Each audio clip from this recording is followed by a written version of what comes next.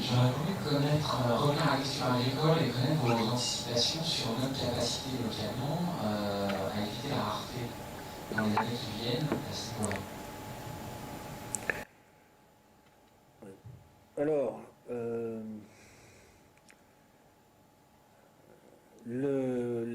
alors je ne suis pas un expert de la question. Je l'ai étudié déjà uniquement sous l'angle économique, c'est-à-dire qu'il y a un moment où c'est une question qu'il faudrait plutôt poser à un ingénieur agronome. Ce que je peux vous dire, c'est que aujourd'hui, la situation en cas de, on va dire, de gros pépins dans le fonctionnement de notre économie. On dit quelquefois il n'y a pas de stock, parce qu'effectivement il n'y a pas de stock dans nos magasins, tout est en flux tendu. En fait, il y a des stocks très importants au niveau alimentaire, ils sont dans des silos, ils sont gérés d'ailleurs en grande partie dans le cadre des programmes européens. Et donc, il existe tout à fait les moyens d'assurer la soudure en cas de problème majeur sur une récolte. En revanche, effectivement, le problème qu'on risque d'avoir, c'est que si vraiment ce qui est en train de se mettre en place, si vous voulez, c'est donc plus ou moins l'alignement assez rapide du niveau de vie des populations occidentales sur ce qui peut exister dans certains pays émergents.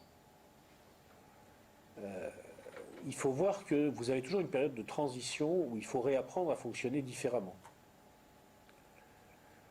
Et c'est sûr qu'un vrai sujet de préoccupation, tout à fait concret, dans cette hypothèse-là, c'est le risque de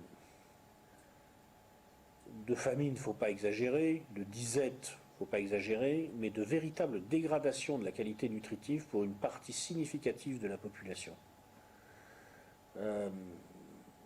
Là, si on est dans un système où on a une baisse du niveau de vie, si vous voulez, dans les 5 ans qui viennent, importante, il y a quand même beaucoup de gens qui sont déjà ric-rac. Et ce qu'on risque d'avoir, c'est de plus en plus de gens qui se rabattent sur des produits alimentaires à moindre qualité nutritive. Et ça, c'est un vrai sujet à court terme. C'est un vrai sujet à court terme. Crever de faim, il ne faut pas exagérer. Je veux dire, au prix du paquet de pâtes en France, je veux dire, il faudrait vraiment que ça tombe très très bas pour qu'on ait des problèmes. Mais effectivement, avoir de plus en plus de gens qui n'ont pas les moyens d'avoir une alimentation saine et équilibrée, à mon avis, c'est un problème qu'on va avoir. Moi, j'ai pas les réponses à tout ça, sauf que je trouve que dans un contexte comme ça, c'est un acte de bon sens et civique, tout simplement, si on a un peu de temps et si on en a les moyens, de se mettre au jardinage et de réapprendre un peu à faire sa bouffe soi-même, à pouvoir produire un petit peu soi-même. Je trouve que c'est tout à fait... c'est pas seulement quelque chose qu'on fait pour soi, c'est aussi un acte civique. Parce qu'il faut voir qu'à chaque fois que vous produisez une tomate, c'est une tomate que vous achetez pas sur le marché. Si elle n'est pas achetée sur le marché, son prix baisse. Bon, bah c'est bien. Voilà. Donc moi je ne peux pas dire grand chose d'autre. Aujourd'hui, à court terme, pour moi l'enjeu c'est ça. Et en ce sens, je suis un peu désolé de voir qu'il existe en France quand même une certaine culture qui va nous pénaliser si jamais on doit gérer une situation de transition de cet ordre. Alors, bon, je vais essayer de le faire très gentiment et sans avoir l'air de mettre en accusation mes compatriotes, que j'aime beaucoup, parce que c'est mes compatriotes, et je ne m'exclus pas du tout de la critique, que ce soit bien clair. Mais il y a un moment, je trouve, en France, où il faudrait quand même, on se regarde et on se demande, est-ce qu'on n'est pas un petit peu stato-dépendant, centralo-dépendant, organiso-dépendant. Il y a une certaine tendance chez les Français, parce que sans doute chez nous, beaucoup de choses marchent historiquement pas trop mal. On a été assez bon pour mettre en place un État qui était efficace. à se dire on va bouger si c'est organisé par l'État. On va bouger s'il y a une structure centrale qui pilote tout ça. Et il y a une sorte presque de méfiance à l'égard de l'idée de l'initiative individuelle dans une partie de la population française. Je le regrette, je trouve que, vu l'état de notre classe dirigeante, c'est à nous de nous prendre en main, quoi. Honnêtement, si jamais demain il y a un très gros problème sur les chaînes d'approvisionnement en produits agricoles en France, je compte pas sur Nicolas Sarkozy, je compte pas sur Nicolas Hollande, je compte sur mon potager. Nicolas Hollande. Je l'ai fait exprès. Pardon? C'est pareil. Je compte sur mon potager. Voilà. Je ne sais pas si je réponds à votre question. Oui? Bon. Au début, ça rejoint un peu ce que vous venez d'évoquer. Au début, à la fin de votre première intervention, vous avez dit que justement, vous ne croyez pas à la révolte en Europe en particulier.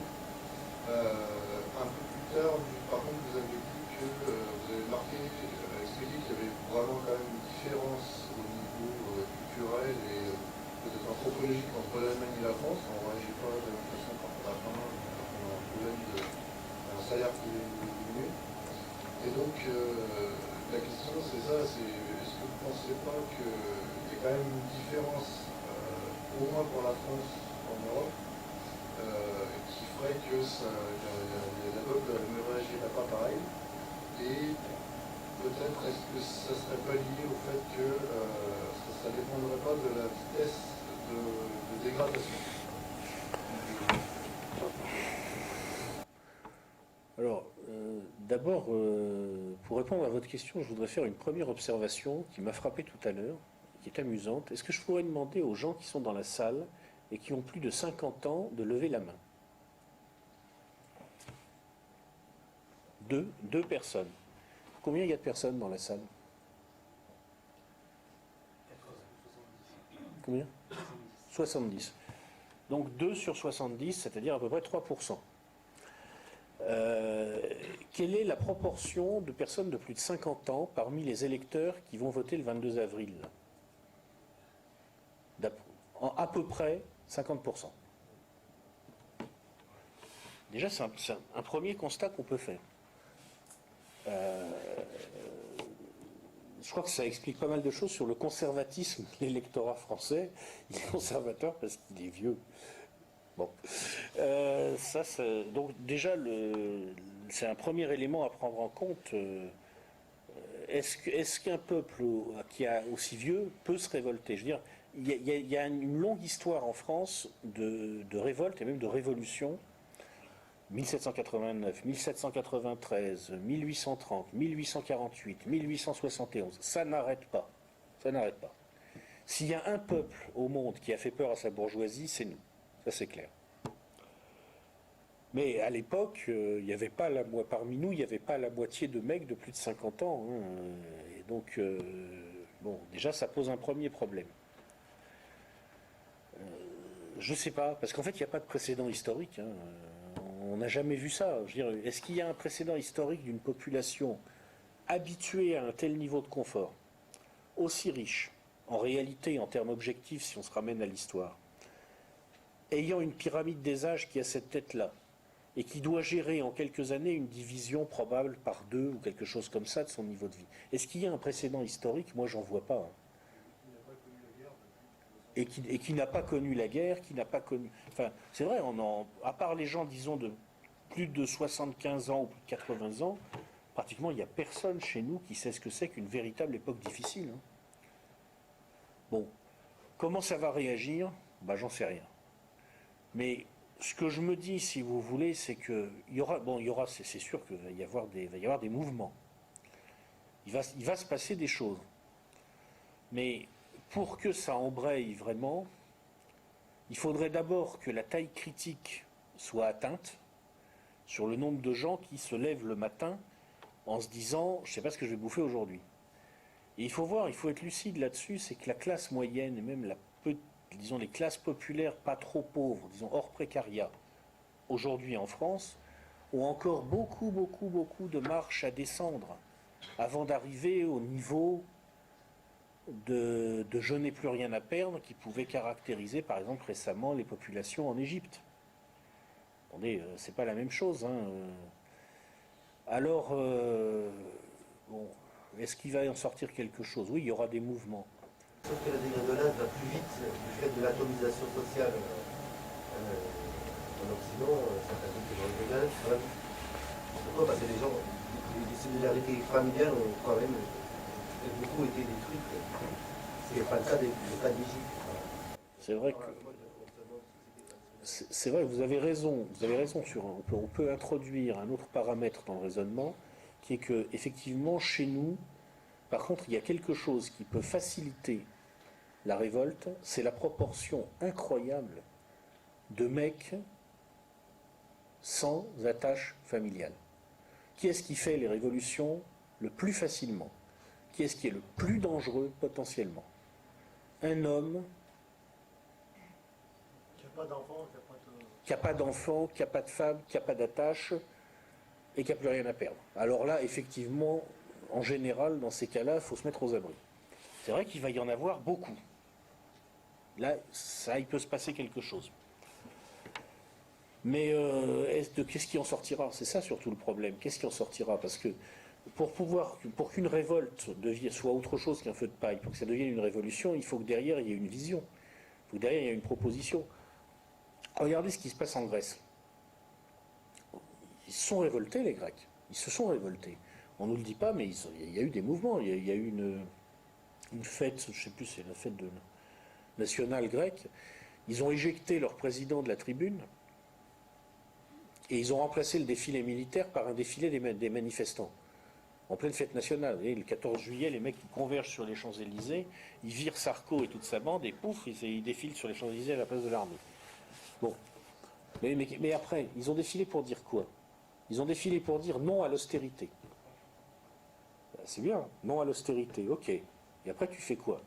Eh bien non, nous on est contre l'Union européenne. Ah bon, alors donc tu veux abandonner l'euro? Ah non, non, c'est bien l'euro. Non mais attends, excuse-moi, mais tu aimes pas l'Union européenne, mais tu veux garder l'euro? Ah bah oui, parce que grâce à l'euro, on a pu consommer. Non mais attends, donc en fait, là tu manifestes juste pour dire que tu veux pouvoir continuer à consommer. Oui, oui, c'est ça. Bon, je sais pas, qu'est-ce qui va en sortir? Tant qu'il n'y a pas de vision, il n'y a pas de proposition d'autre chose, pas grand-chose, à mon avis. À part éventuellement, effectivement, ça c'est quelque chose qui peut vraiment se produire, je crois, c'est des trucs très violents, quoi. Mais qui déboucheront sur rien, quoi. Quand on voit des alliances comme l'Iran, la Chine, la Russie ou les pays comme la BRICS, Brésil, Russie, Inde, Chine, Afrique du Sud, dans la logique, ça serait dans le futur une logique de soumission envers les pays occidentaux, donc une logique de monnaie, une logique plus saine pour revenir à un standard. Alors, d'abord, je voudrais vous faire remarquer que quand on dit Brésil, Afrique du Sud, Russie, Inde, Chine, on mélange quand même des pays qui sont très différents les uns des autres.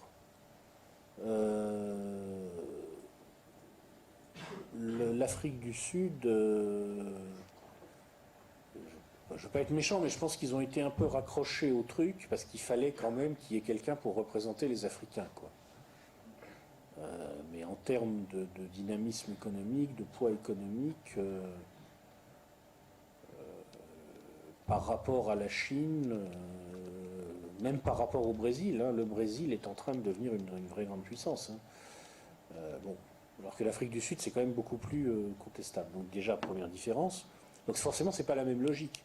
Quand vous êtes un Sud-Africain qui sait que son économie repose quand même très largement sur le bon vouloir de ses clients occidentaux, qui sont souvent vos investisseurs, qui sont souvent les gens qui vous passent les brevets qui permettent de faire fonctionner votre économie, vous êtes forcément moins rebelle que quand vous êtes un Chinois qui finalement se dit bon ben pratiquement on n'a presque plus besoin des Occidentaux maintenant. C'est pas le même problème, quoi. Idem sur le plan de l'indépendance militaire, c'est-à-dire qu'à un certain moment, pour dire non, pour se rebeller en face de quelque chose, il faut tout simplement être capable de faire face à la punition. La punition, c'est d'abord la guerre financière, et après, si ça ne suffit pas, la guerre tout court. Bon. La Russie a les moyens de. C'est bien pour ça d'ailleurs qu'elle est identifiée par une partie de l'oligarchie occidentale clairement comme le principal ennemi. Elle a les moyens de dire non aux États-Unis parce qu'elle a les armes qu'il faut.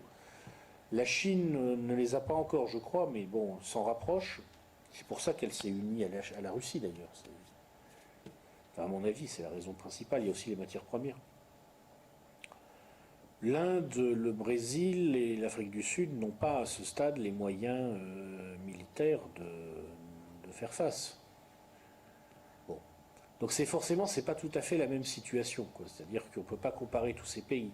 Il y a aussi des différences de dynamique, c'est-à-dire que le Brésil est un pays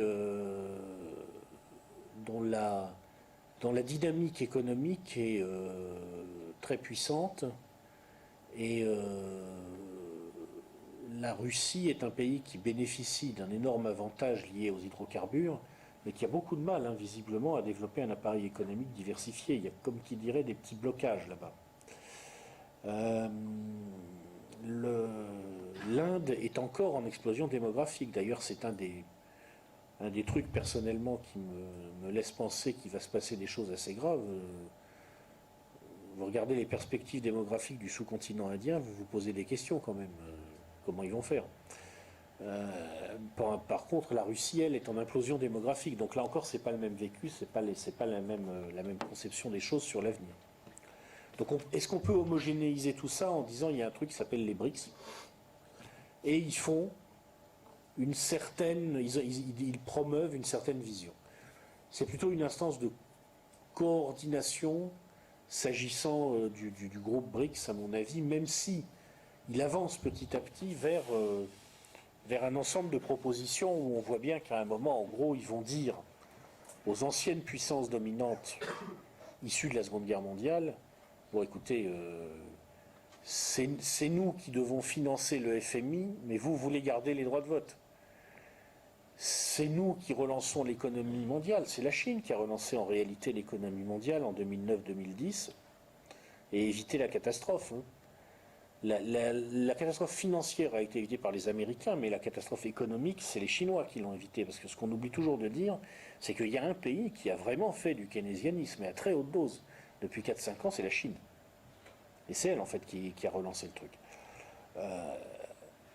Ils vont dire à un moment, forcément, donc en fait on doit tout faire tenir, on doit tout tirer pendant que vous vieillissez, que vous vous croulez, mais c'est pas grave, à l'ONU, vous continuez à faire les cadors. Ils ne vont pas être d'accord éternellement non plus. Donc c'est sûr que ça existe, quoi. Mais en même temps, il y a d'autres tendances à l'intérieur de ce groupe, au niveau du Brésil et de l'Afrique du Sud surtout, j'ai l'impression, qui consistent à dire oui, mais bon, attendez, pas trop vite, on dépend quand même un peu de tous ces gens-là. Moi, je crois beaucoup plus, si vous voulez, que l'opposition, c'est l'OTAN contre l'Organisation de coopération de Shanghai, que, en quelque sorte, l'Occident, qui est déjà un concept en lui-même, en géométrie variable, contre les BRICS. Je pense que c'est plus compliqué que ça. Il y a une tendance générale du Sud maintenant à revendiquer, à juste titre d'ailleurs, à mon avis, plus de justice sur la planète. Mais c'est pas encore une véritable opposition frontale, une véritable rébellion. Pour moi, l'opposition frontale aujourd'hui, c'est OCS-OTAN. Parce que là, par contre, il y a les moyens, en fait, de dire non. En Chine, en Russie. Au propos de la masse critique avant une révolte, si les 30% de masse critique qui n'ont pas suffisamment mangé, qui sont susceptibles de se révolter, ont plus de 65-70 ans, parce qu'il y aura eu un tournement économique qui aura liquidé l'assurance vie, la retraite par capitalisation, une crise des aides d'État qui vont également liquider les retraites, plus éventuellement une crise immobilière qui vont faire s'effondrer. quel est le niveau de masse qu'il faut atteindre? Est-ce qu'on peut même l'atteindre? Je peux répéter ce que j'ai dit. Il n'y a pas de précédent historique. Il y a pas, il y a- justement, vous avez bien formulé la question. Est-ce qu'on peut atteindre la masse critique avec une société, une population comme ça? Je ne sais pas. On va voir. Moi, j'y crois pas trop. J'y crois pas trop. Je veux dire, je vois les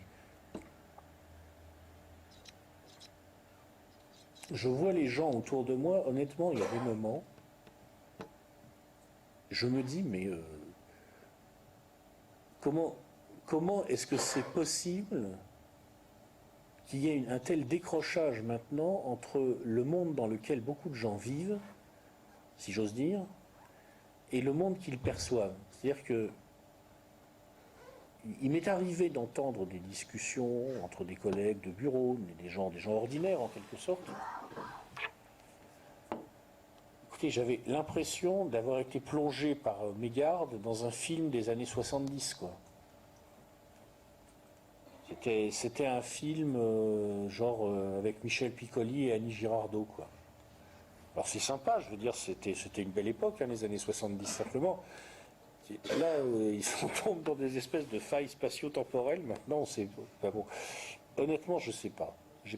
Quand je vois ça, je me dis, mais non, c'est ce qui va se passer si jamais ça tourne mal, c'est que ces gens-là vont se réfugier, en quelque sorte, dans le rêve. Dans le rêve, dans le passé. Après tout, c'est une génération...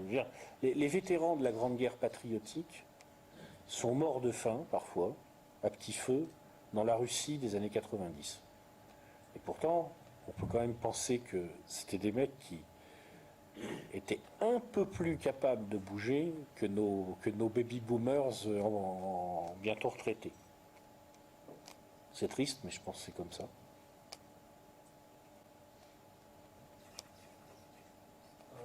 Nous, en France, on est à combien de pourcents de gens qui se lèvent le matin sans savoir Comment est-ce qu'ils vont manger le soir? Alors, le problème, c'est que ça, c'est un chiffre, c'est un des chiffres noirs dans notre système. Officiellement, il y a un peu plus de 3 millions de chômeurs, je crois, maintenant. En réalité, il y en a 8 millions. En réalité.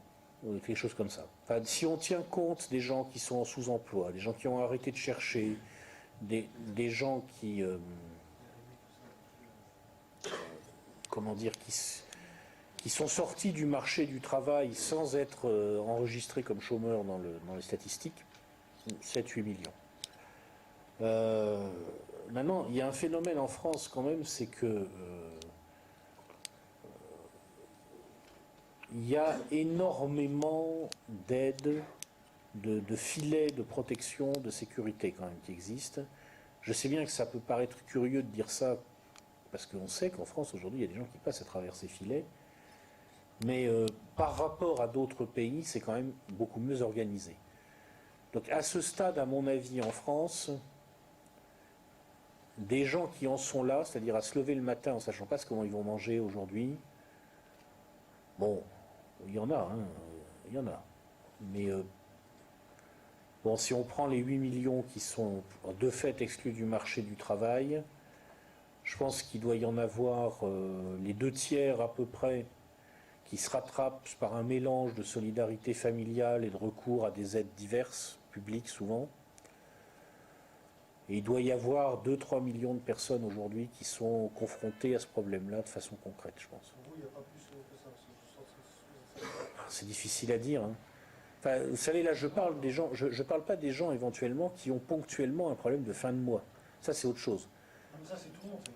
Voilà, c'est ça. Moitié, ça, Voilà. entière. Je parle des gens régulièrement, tout le temps, ils sont vraiment dans cette situation-là, quoi. Ils savent pas ce qu'ils vont manger.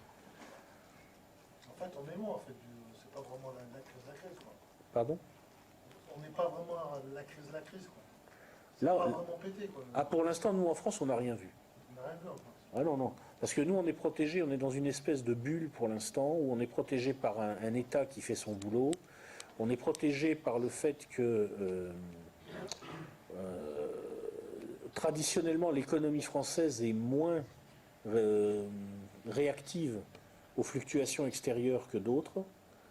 Et donc, on commence à prendre, mais par rapport à ce qui vient, logiquement, dans les années qui viennent, pour l'instant, on n'a rien vu. Et en Grèce, ils sont à combien là-bas? Et qui ont des problèmes pour bouffer. Ouais, ouais. Ah, ils sont beaucoup maintenant. Hein. Même en pourcentage, ils sont combien? Je ne saurais pas vous dire exactement, mais la Grèce, c'est un pays, il faut dire aussi, enfin, je veux dire, vous voyez comment fonctionne la Corse, quoi, en France. La Grèce, ça fonctionne partout comme en Corse chez nous, quoi. C'est-à-dire que vous avez des mecs, je suis sûr, qui continuent à toucher leurs allocs de faux aveugles, de faux paralytiques. Vous continuez à avoir des députés qui vont en Mercedes faire le tour du quartier où ils ont procuré des emplois fictifs à la moitié de la population. Ça existe toujours, hein, je suis sûr. Hein. Ce genre de société clanique, mafieuse, c'est très dur à démanteler. Mais pendant ce temps-là, vous allez avoir une partie de la population, ouais, les mecs, ils ont faim. Non, mais ce qui se passe en Grèce, c'est pas ce qui va nous arriver dans 2-3 ans, en fait. Alors, on n'est quand même pas une société comme la Grèce. C'est-à-dire que en France, si on met à part quelques trucs folkloriques, genre quelques villages de Corse ou des machins comme ça, on n'a pas non plus ces structures sociales-là. Mais nous, il va nous arriver, je pense, un intermédiaire entre ce qui est arrivé aux Grecs et ce qui est arrivé aux Américains. C'est-à-dire que le filet de protection par l'État va commencer à craquer sérieusement. Et puis, alors, mais maintenant, il y a plein de scénarios possibles. C'est-à-dire que ça dépend, beaucoup de choses dépendent de l'ordre dans lequel les composantes du système vont craquer. C'est-à-dire que ce n'est pas le même problème, par exemple, si on a une zone euro qui explose avant une situation de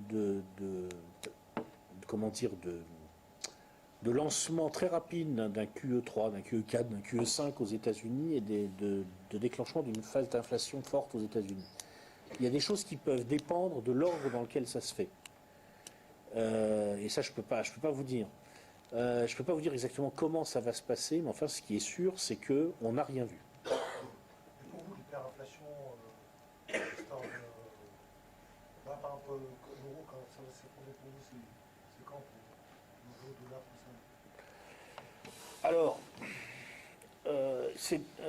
d'abord, il faut expliquer une chose aujourd'hui quand on est honnête et qu'on parle de ces sujets-là, c'est que on est forcément vachement, on a à peu près des certitudes sur les grandes tendances qui vont forcément finir par arriver.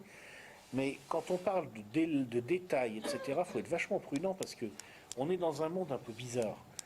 Il y a eu des chiffres qui ont circulé sur les vraies masses mises en jeu au moment des plans de sauvetage de 2008-2009 aux États-Unis, qui étaient des chiffres très divers. Et les chiffres officiels qui donnent 2000 milliards de dollars, par exemple, à peu près, si on cumule les plans.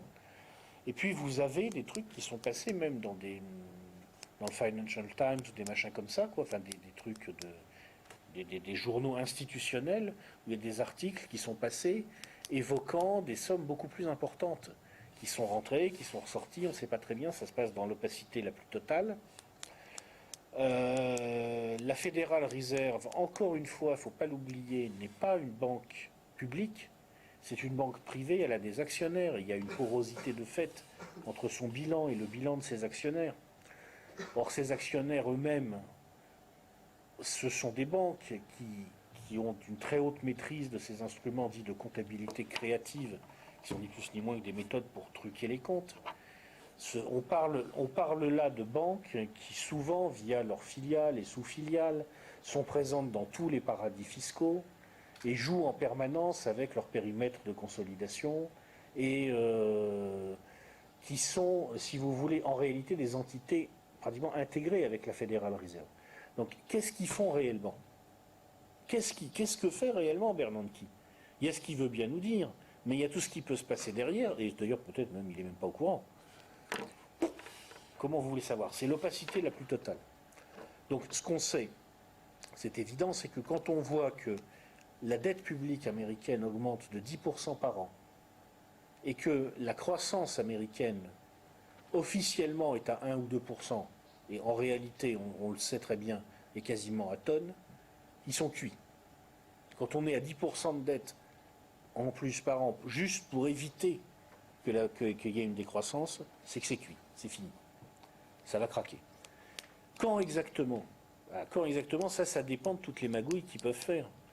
Parce que vous parlez de mecs qui peuvent déplacer des milliers de milliards de dollars apparemment sans rien expliquer à personne. Théoriquement, il n'y en a plus pour longtemps. Voilà, théoriquement, c'est pas pour en 2020. Hein. Le moment où les États-Unis vont être confrontés à la réalité de l'implosion du dollar, c'est à mon avis, c'est pour 2013 ou 2014. Maximum. Mais encore une fois, quand vous avez des gens qui peuvent manipuler de telles masses monétaires sans rien expliquer à personne, j'ai vu des analyses qui ont été produites par le laboratoire LEAP et qui donnent comme date pour le crack l'été 2012. Le crack qui vient, c'est-à-dire le crack de la dette publique américaine en quelque sorte. Mais toutes ces analyses sont faites à partir du bilan de la Fed, à partir des informations officielles. Bon, ouais, peut-être pas. Hein. Je ne peux pas vous en dire plus. Qu'est-ce que vous penseriez comme solution finale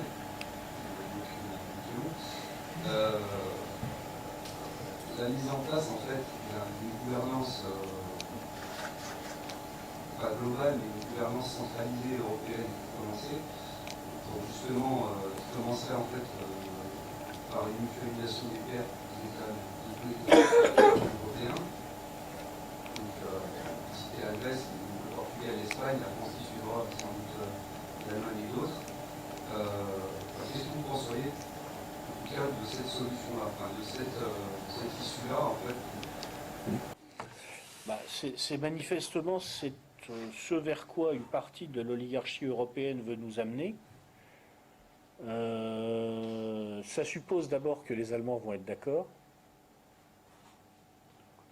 Donc ça veut dire qu'à un moment, il faut aller leur dire les excédents commerciaux que vous avez stockés depuis 10 ans pour payer les retraites de vos vieux, en fait, ça va servir à rembourser la dette des Espagnols, des Portugais, des Italiens et des Grecs. Et même des Français, tiens, au passage, on va se servir un peu. Il n'y a pas de raison. On peut aller l'expliquer aux Allemands, mais il va falloir être très pédagogue. Ça, déjà, c'est une première chose. C'est clair. Donc déjà, je suis un peu dubitatif sur la faisabilité.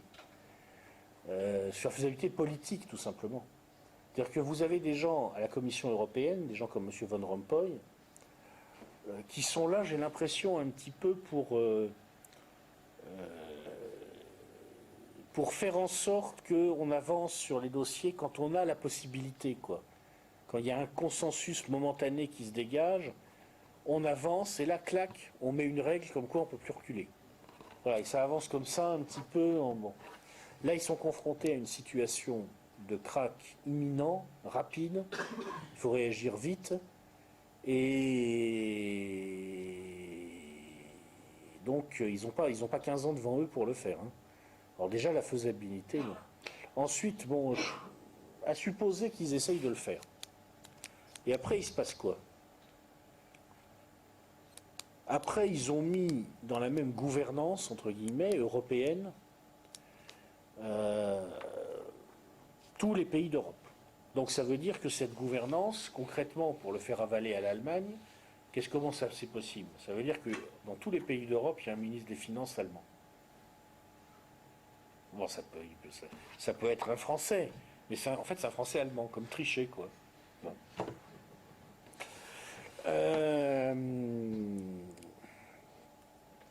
Ouais, ils peuvent essayer.